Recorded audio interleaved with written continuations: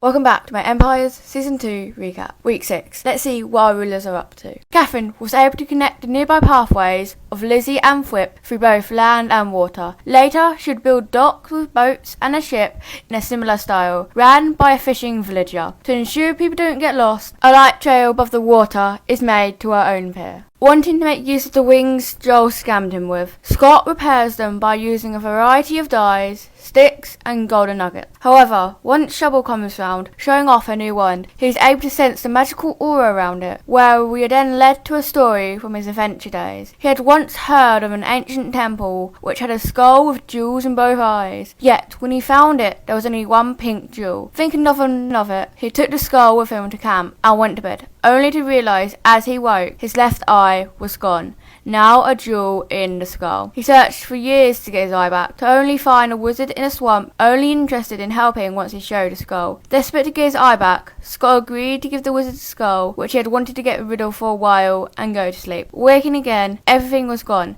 as if nobody had lived there. In place of where his missing eye was now a yellow one, which is why he is able to see magical auras. These auras are a variety of colours. Unfortunately, he doesn't know what each colour means yet. Having reminisced of his adventuring days, he commissions Catherine to make him a cool fedora similar to that of his adventuring one he lost years ago. Thus, a potential new ally is made. Messing with more people, Joel returns an alien which the sheriff saved long ago, as he is a toy and wants him to realise it. So he can make a pun of his empire named Stratos. He builds a stratosphere, domed on top with ponds and animals inside it. However, the main centerpiece is the actual stratosphere made of pure solid gold. Having Hermes being returned with a shulker of Sausage's hardwood, he tries to top it by returning a golden axolotl which has a funny name. We'll know this in Sausage's next episode. Making use of his fountain, he pours in some essence of the gods in with his elytra to get a wings fit for a god, which he claims he is. Before using an enchanted golden apple as a banner pattern, Sausage actually decides to spend time with his child, going fishing, giving too many cookies, and showing how to slaughter cows before returning to find their daddy. Receiving frog lights from Pixel with a 3 magma cube head, he goes back to his outpost on his bridge to restock. In the distance, despite nobody else being online, he notices a figure. Have they found him, or are they a figure of his imagination? Knowing what it does, he uses his magic sparingly, so built a town square by hand. While gone, Hermes returned by the fountain with Andrew Garfield, who subsequently put in the fountain, same with Tom Holland, another axolotl. After trading frog lights with Whip and Sausage, Pixelriffs wants to move out of his hole in the side of a mountain into a catacomb, which will also hold his storage. Then a treasure room for valuables. On the surface, a mausoleum. Inside, its wooden roof has begun deteriorating, seeing the dirt from above. The first tomb contains his wood, so he knows which is which. He has a ledger with punny names referencing each thing, then a block swapper showing the log of each wood when turning the ledger to page 2. However, he wants something to do all about his calcite on his mountain being stolen by Joel, which seems to have been barely used by him. So the build, which is the main culprit, is encased with a glass box to preserve it, hopefully sending the message across while then putting calcite back into the mountain. Even if she still technically is able to do magic, Shovel's use of it is now illegal, being able to be sent to witch prison, but the sheriff does not have to know about this. Using an old spell from a book with unknown writers, she's able to use magic essence on a mangrove wood to get a villager thing to trade mending books with, which seems to have a difficult spirit inside of it. Being able to telepathically send a banner idea to Sausage, she unfortunately isn't able to get the banner she desires, as it requires a pattern he does not have yet, so she recommended going to either Joey or Joel. Working on an entryway to an empire from the docks, she's able to make a drooping mangrove tree fitted with thick leaves and glowberries. Then the pathway below, in front of it, is a sign saying, "I know what you did." She destroys it. If there was no evidence, then it didn't happen. Yet the centre of the Evermore is still unknown, and the fog may be getting thicker. Seeing Whip's offer to trade, she's able to gather up 3 stacks of iron blocks with some flowers to give him. Then in return, she is given 3 stacks of copper block. Yet she doesn't know why she was so scared to do so. Maybe friendly goblin, or caught on a good day, glad she's still alive. Putting that deal on the wall, she hopes everyone is nice as him and is able to be made happy by her while still being able to go home. Making a pumpkin farm next to an enchanting area, she decides to make a separate building face for it, with a pathway so it can be accessed. Yet she doesn't know where the ideas are coming from. Maybe where she used to live looked like it. The sheriff being the constant butt of the joke, getting a constant door opening and closing trap underneath his base. Al with a Toy Story alien within the crater. He has made some improvements by adding rocks and a couple patches of wheat farmland. Like everyone else, he has an essence. His is the essence of the law, which is able to change the design of armor pieces. He first uses it on his wings, getting a sheriff back on the back on top of a brown background. Even with people getting wings, it's inconvenient for people to climb in and out of his empire. So he blows a hole straight through a part of the mountain and puts a decorative train track through it. Yet 3 stacks of anvils isn't enough to even go halfway through the tunnel. All of Sausage's buildings in the town square now have purposes: an inn, flower shop, clinic, art studio, library, hermage room, post office, and a potter. However, the fountain reminds him of his own childhood, how it was his favourite place to hang, with everyone being happy. Some were blessed. He was blessed in being able to speak to animals, telling him stories, surprised he was able to understand them. That day was also the day he met Bubbles. His mum worked at the castle for long hours, so Eddie took care of him as nobody knew who his father was. But it wasn't long until he found out that his mother had unexpectedly died at the castle, permanently residing here with Eddie. Eddie would have been the greatest blacksmith out there, being able to make weapons 10 times stronger than anything else. So as he grew, he was taught how to be a blacksmith, sometimes even falling asleep at the anvil just to improve his skill. But the king hadn't always been a tyrant. The magic which he had once protected had corrupted him, resenting those who were born gifted as he wasn't himself. This resentment caused him to consume and drain all of the Empire's magic for himself, killing people in the streets, and because nobody was able to combat this, everyone was slaughtered whether they had a gift or not. Sausage wanted to save as many people as possible, but was insisted to run as far as he possibly could and then make a place for the survivors by Eddie, which he did right until he saw the campsite. This was called the Great Purge. But the king, wanting everyone dead, hired assassins to go hunt down Sausage, wanting to be certain all of the magic being gone. Special thanks to his good friend Sabira for doing all of the drawings and the Sanctuary logo. Follow her on Twitter, by the way. To give back to Eddie, Sausage decides to build him a blacksmith of his dream, even fitted with a bed, desk, workstation, and basically all he could ever ask for in a blacksmith. This doesn't stop him from remembering to fill his child Popcorn, who can also change the weather and time of day. Kids are getting so powerful these days. Like many people this week, Whip's essence is also revealed, Gobliness,